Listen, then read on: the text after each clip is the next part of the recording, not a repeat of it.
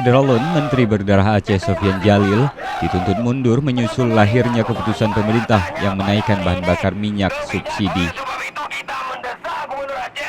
Aspirasi itu disampaikan puluhan mahasiswa dalam unjuk rasa di Simpang 5 Banda Aceh. Sofyan Djalil yang menjabat Menteri Koordinator Perekonomian dianggap tidak peka terhadap nasib perekonomian rakyat. Mahasiswa Aceh ini juga mengklaim bila UU Migas dicabut akan berdampak positif bagi peningkatan produksi minyak di Indonesia. Dari Banda Aceh, Muhammad Ansar, Serambi On TV.